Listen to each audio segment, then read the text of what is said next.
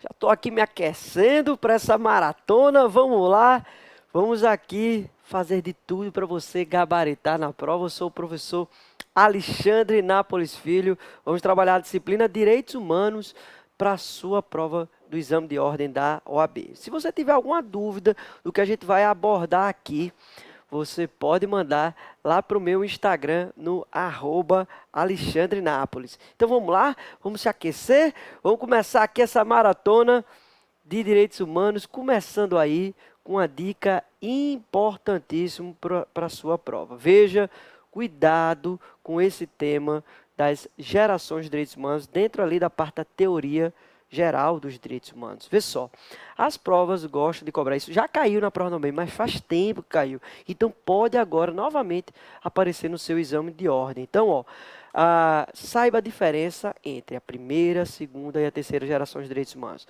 Você fala, Alexandre, mas eu vou falar que tem uma quarta e uma quinta, é verdade. A gente vai falar sobre elas aqui, mas não há consenso na doutrina acerca da existência de uma quarta e de uma quinta geração de direitos humanos. Então, ó, as provas gostam de cobrar a diferença entre essas três.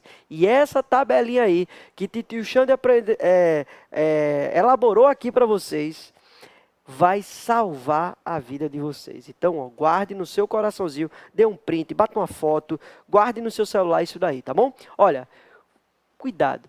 A primeira geração de direitos humanos, ela é revelada pela proteção dos direitos civis e políticos. Você precisa levar para a prova exemplo desses direitos, tá? Então, exemplo de direitos civis e políticos: direito à vida, à liberdade pública, à propriedade, ao direito ao voto, direito à nacionalidade, tá?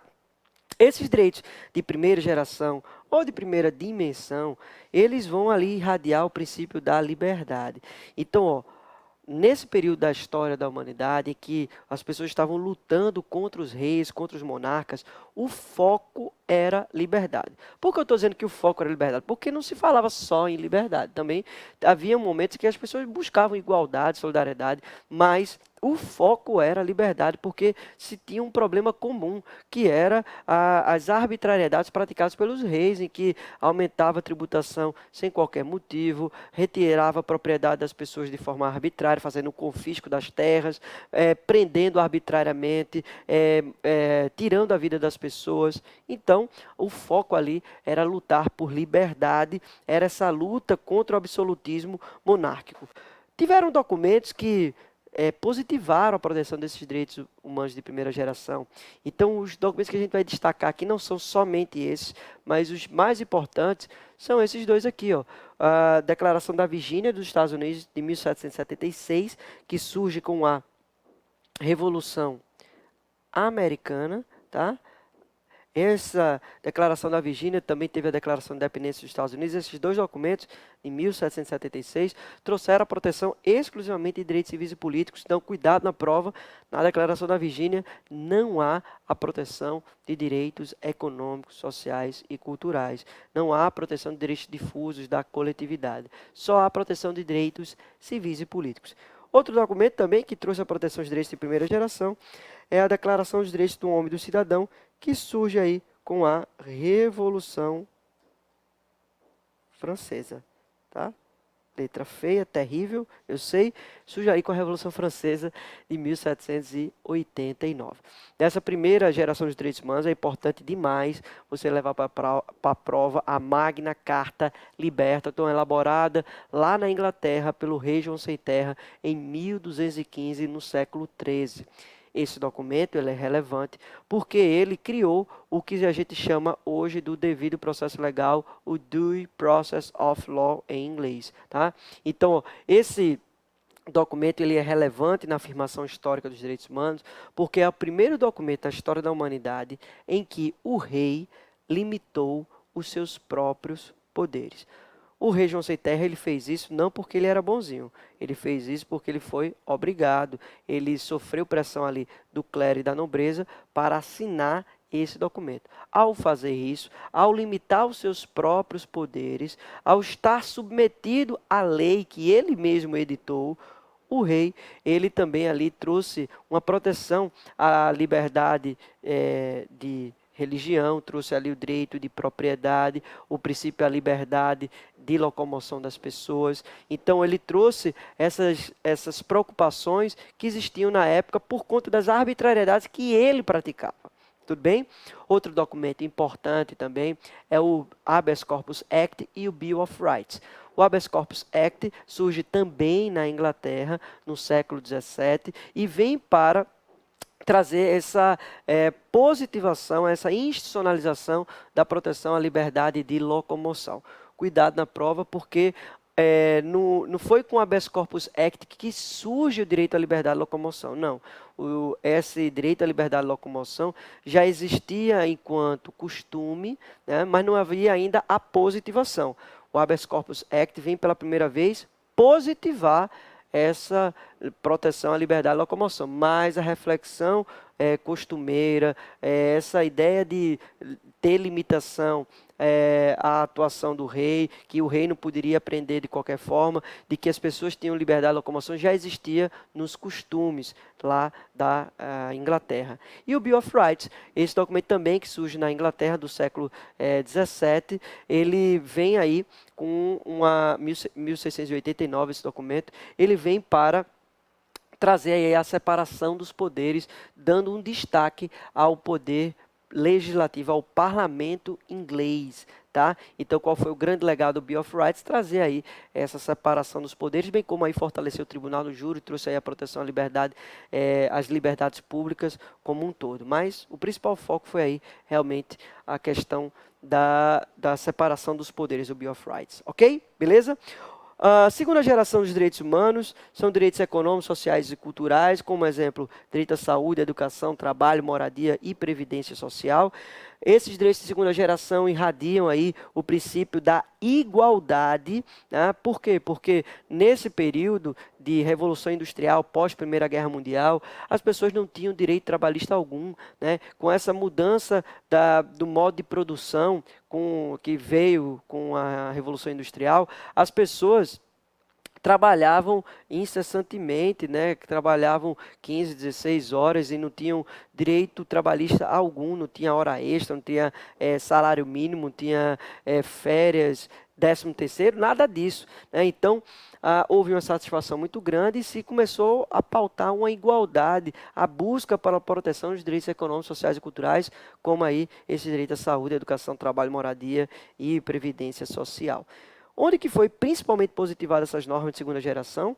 Na Constituição Mexicana, que surge com a Revolução Mexicana de 1917, na Constituição de Weimar, de 1919, e no Tratado de Versalhes, também de 1919, que criou dois importantes órgãos, a OIT, a Organização Internacional do Trabalho, e a Liga das Nações, ok?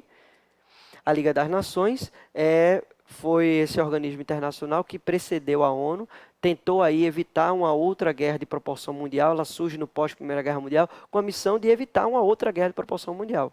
Como a gente já sabe, houve a Segunda Guerra Mundial, a Liga das Nações não foi eficiente. Com essa Segunda Guerra Mundial, as várias atrocidades praticadas nesse período, milhões de pessoas mortas, campos de concentração nazista, com mais de 6 milhões de pessoas mortas nesse campo de concentração, bombas atômicas lançadas pelos Estados Unidos, Hiroshima e Nagasaki, mais de 30 milhões de pessoas mortas pelo regime stalinista, leninista lá da União Soviética. Então, por conta de todas essas atrocidades da Segunda Guerra Mundial e do pós-Segunda Guerra Mundial, o mundo criou uma nova organização, que foi a Organização das Nações Unidas, criada pela Carta da ONU em 1945, e a partir daí, também da Declaração Universal dos Direitos Humanos, que surge em 1948, a partir daí você tem a terceira geração dos direitos humanos, essa terceira geração que cria aí os direitos, que protege, né, os direitos difusos da coletividade e da humanidade.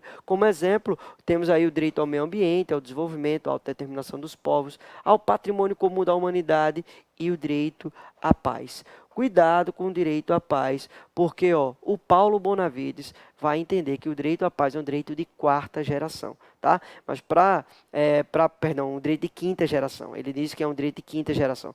Para a prova para a prova dizer que o direito à paz é um direito de quinta geração, ela precisa citar o Paulo Bonavides, ok? Como regra, o direito à paz é um direito de terceira geração, porque está lá previsto na Declaração Universal dos Direitos Humanos. Beleza? Tranquilo?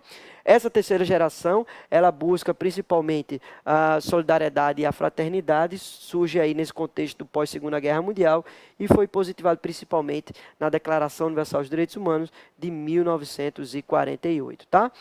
O que seria, então, a quarta geração dos direitos humanos, Alexandre? Não há consenso na doutrina, mas o Paulo Bonavides vai dizer que seria decorrente dessa globalização dos direitos humanos, da participação democrática e o direito ao pluralismo. Já Norberto Bobbio afirma que a quarta geração dos direitos humanos seria formada pelos limites à manipulação genética e à bioética, tá bom? Beleza? Quinta geração, a gente viu que o Paulo Bonavides vai dizer aí que é o direito à paz em toda a humanidade. Tranquilo isso aí? Então, sobre a teoria geral dos direitos humanos, esses são os principais pontos, tá? Vamos falar um pouco aqui do processo de internacionalização dos direitos humanos. Esse assunto é super importante para o seu estudo. Então, ó, preste atenção. O que é esse processo de internacionalização? É o momento em que o indivíduo ele se torna sujeito de direito internacional. É o momento em que o indivíduo ele ganha essa proteção no ambiente internacional. Por que ele ganha essa proteção, Alexandre? Porque antes, só quem era considerado sujeito de direito internacional, só quem tinha essas proteções eram os estados e as organizações internacionais, tá? Então, ó, com o pós-Segunda Guerra Mundial, se consolida a ideia de que o indivíduo ele deve ser protegido pelas organizações internacionais. Ele se torna, então, um sujeito de direito internacional. Então, cuidado com o detalhe na prova. Se a prova afirmar que o processo de internacionalização dos direitos humanos revela uma maior proteção ao Estado, isso é falso. O processo de internacionalização dos direitos humanos revela uma maior proteção ao indivíduo. Tudo bem? Beleza? Maravilha. Eu sempre utilizo uma metáfora, a metáfora da gangorra, para ficar fácil de você lembrar essa questão do processo de internacionalização. Ó, no processo de internacionalização, o indivíduo ganhou uma grande proteção, tá? Então, quanto mais sobe a proteção ao indivíduo, mais vai cair a soberania do Estado. Quanto mais você sobe o processo de proteção à soberania do Estado, mais o indivíduo vai perder proteção, ok? Então, lembre dessa metáfora da gangorra. Então, qual é a consequência desse processo de internacionalização? Primeiro, o indivíduo se tornou sujeito de direito internacional. Segundo, houve uma relativização da soberania do Estado.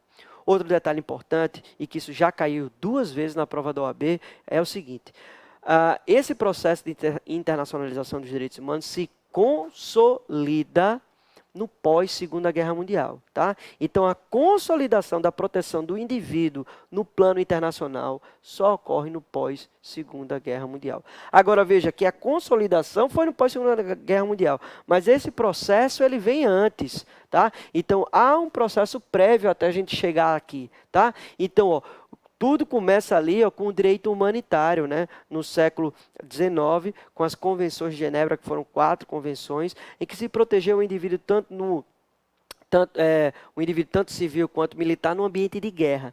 Então, o direito humanitário que protegeu esse indivíduo foi ali o pontapé inicial, depois ali a criação da OIT, a Organização Internacional do Trabalho e da Liga das Nações, foram 2 aí importantes atores também para começar esse debate da proteção do indivíduo no plano internacional. Mas só no pós-Segunda Guerra Mundial, com a criação da ONU e a criação da Declaração Universal dos Direitos Humanos, criação da ONU, pela Carta da ONU, em 1945, criação da Declaração Universal dos Direitos Humanos, em 1948, só a partir daí é que você tem efetivamente a proteção dos indivíduos no plano internacional. Então, cuidado com isso aí. Outro ponto importante é sobre a responsabilização internacional do Estado. Veja, o Estado, ele pode vir a ser responsabilizado no plano internacional, certo? Agora, para ele vir a ser responsabilizado no plano internacional, 2 coisas basicamente precisam acontecer, como regra. A regra é que 2 coisas precisam acontecer. Primeiro, o Estado ele precisa ali ratificar a submissão a um tratado, a uma convenção internacional de direitos humanos, tá? Então ele precisa ali, ó, dizer expressamente que está subordinado àquelas normas de direito internacional, beleza?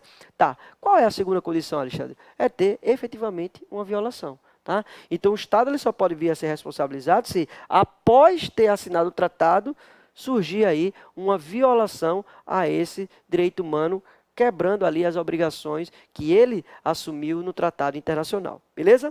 Então, essa é a regra para ocorrer a responsabilização internacional do Estado. Responsabilização essa que é uma responsabilidade civil objetiva. Tá? Então, independentemente de culpa, o Estado será responsabilizado.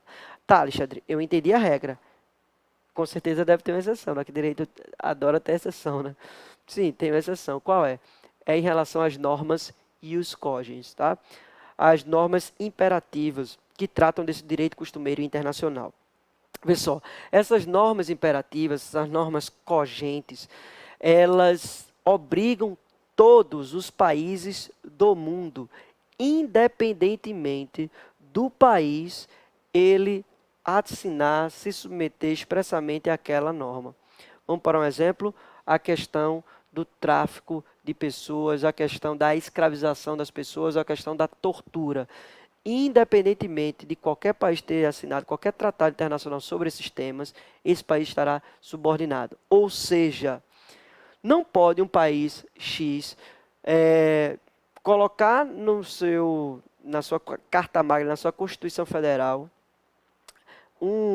uma possibilidade de haver a escravização das pessoas no seu país. Tá? Então, mesmo que ele não tenha assinado nenhum documento internacional, ainda assim ele está proibido de fazer isso. Por quê? Porque a proibição da escravização, que se encontra na Declaração Universal dos Direitos Humanos, é uma norma ius cogens, é uma norma imperativa do direito costumeiro internacional que devem ser respeitadas essas normas, independente de ter submissão, assinatura, ratificação dessas normas. Beleza? Tranquilo? E se houver um tratado internacional ou uma lei interna do país que seja contrária a essas normas, esse tratado, essa lei interna não terá validade, ok? Muito bem. Outro detalhe sobre a responsabilização internacional do Estado é que o Estado pode ser responsabilizado por atos do Poder Executivo, Legislativo e Judiciário, bem como por atos de particulares, tá? Então, se um particular ele praticar uma grave violação dos direitos humanos e o Estado ao qual ele está subordinado não fizer nada, deixá-lo impune, esse Estado pode vir a ser responsabilizado internacionalmente. Tudo bem? Beleza?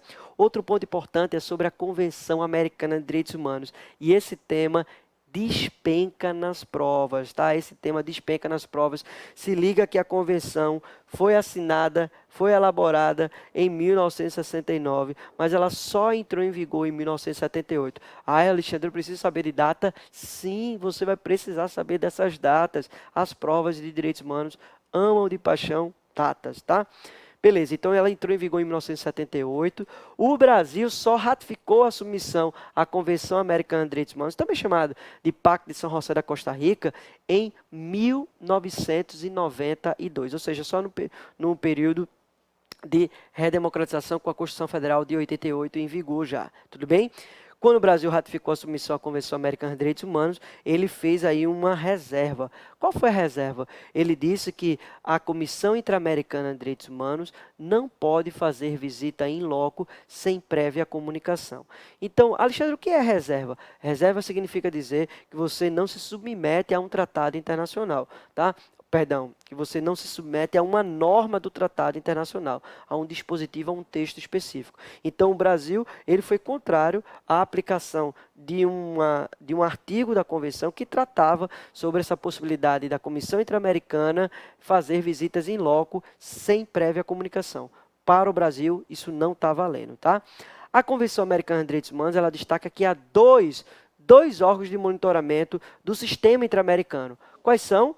A Comissão Interamericana e a Corte Interamericana. A comissão é como se fosse a primeira instância e a corte a segunda instância. Olha, cuidado, porque a comissão e a corte, ambos não vão ali processar e julgar pessoas físicas, indivíduos. Elas só processam e julgam estados, ok?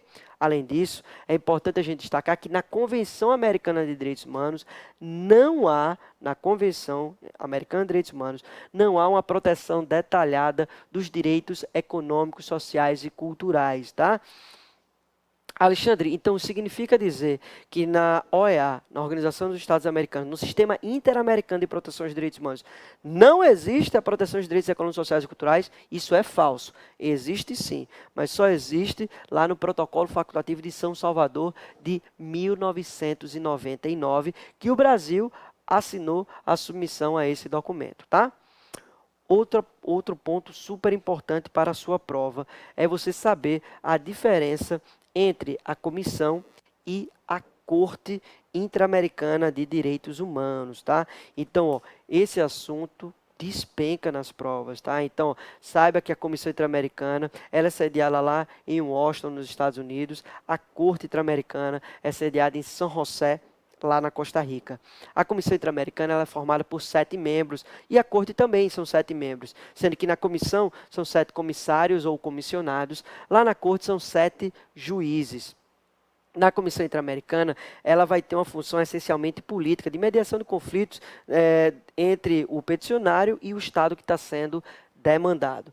Na Corte Interamericana, se liga que a Corte Interamericana ela vai ter dupla função. Ela vai ter uma função consultiva e uma função jurisdicional, ou também chamada de contenciosa. Cuidado na prova. As provas gostam de afirmar que a Comissão Interamericana tem função jurisdicional. Isso é falso. A função jurisdicional é da Corte Interamericana. Você deve estar perguntando assim, Alexandre, mas o que significa mesmo essa função consultiva? Significa dizer que a Corte Interamericana, ela pode ali interpretar o alcance de uma norma, de um tratado, de uma convenção da OEA.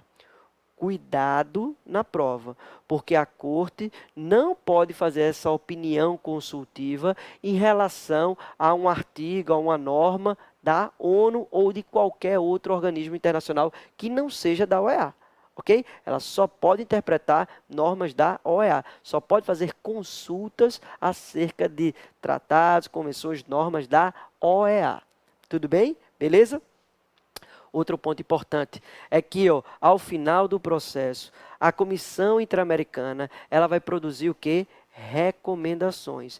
Já no caso da Corte Interamericana, ao final do processo, ela vai produzir ali sentença, tá? Essa sentença, ela é definitiva e inapelável. Não cabe apelação dessa sentença.